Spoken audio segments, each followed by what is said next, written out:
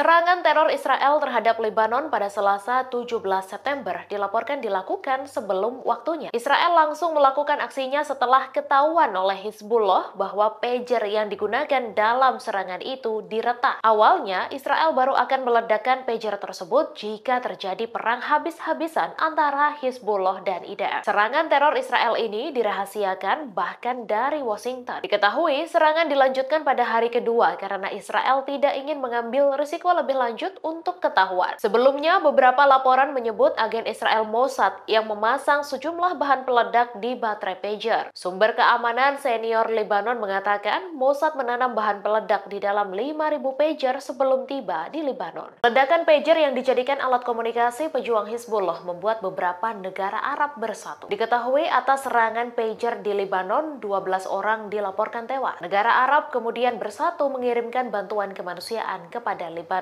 di antaranya yang pertama, Mesir. Mesir menawarkan bantuan kepada rakyat Lebanon dan menegaskan dukungan teguh Kairo setelah serangan pager yang mematikan. Yang kedua, Yordania. Yordania menawarkan bantuan mengobati ribuan warga Lebanon yang terluka. Yang ketiga, Iran.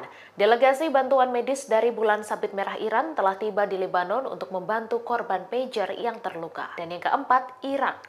Irak juga telah menawarkan dukungan kepada Hizbullah setelah serangan pager di Lebanon. Ledakan kembali terjadi di Beirut dan beberapa wilayah di Lebanon pada Rabu 18 September. Ledakan ini berasal dari walkie-talkie dan peralatan surya yang meledak secara serentak. Setidaknya 20 orang tewas dan lebih dari 450 orang terluka akibat serangan ini. Kementerian Komunikasi Lebanon mengatakan perangkat walkie-talkie yang meledak pada Rabu adalah model yang dihentikan produksinya. Dalam foto-foto yang beredar di media sosial, walkie-talkie yang meledak memiliki tanda yang sesuai dengan ICV-82 yang dibuat perusahaan Jepang. Namun, perangkat yang meledak di Lebanon tampaknya merupakan produk tiruan dan tidak dibuat oleh perusahaan Jepang ICOM. Pesan berantai berisi teks darurat palsu diterima warga Israel sejak Rabu 18 September. Pesan itu muncul setelah Hizbullah mendapat serangan pager. Pesan berantai itu menimbulkan kekhawatiran akan kemungkinan serangan cyber Iran. Warga Israel menerima pesan teks fiktif yang meminta mereka meninggalkan tempat dan mencari daerah yang dilindungi. IDF mengklarifikasi bahwa mereka tidak mengirimkan pengumuman teks tersebut. Menurut Walla Technology, ini adalah upaya menciptakan kepanikan di masyarakat dan merupakan taktik perang psikologis. Perdana Menteri Israel Benjamin Netanyahu mengecam keras kebijakan rekan sejawatnya di Inggris, Keir Starmer, yang menangguhkan ekspor senjata ke negaranya. Netanyahu secara terang-terangan menyebut bahwa pemerintahan Inggris saat ini berada di arah yang salah. Netanyahu menilai penangguhan pengiriman senjata ke Israel menandakan bahwa Inggris sekarang lebih condong mendukung Hamas. Netanyahu juga mempertanyakan keputusan Starmer yang seolah berbalik 180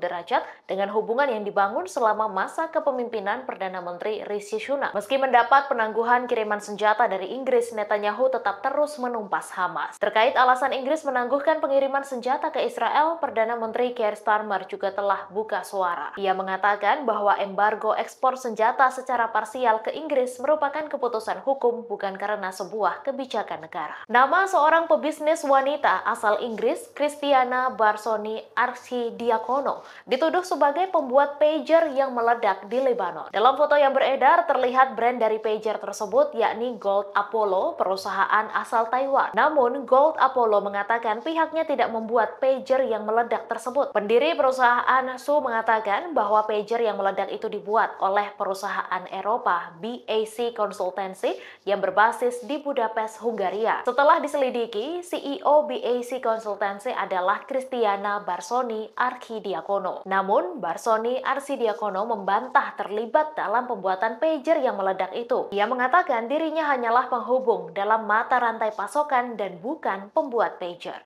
Download Tribun X sekarang, menghadirkan lokal menjadi Indonesia.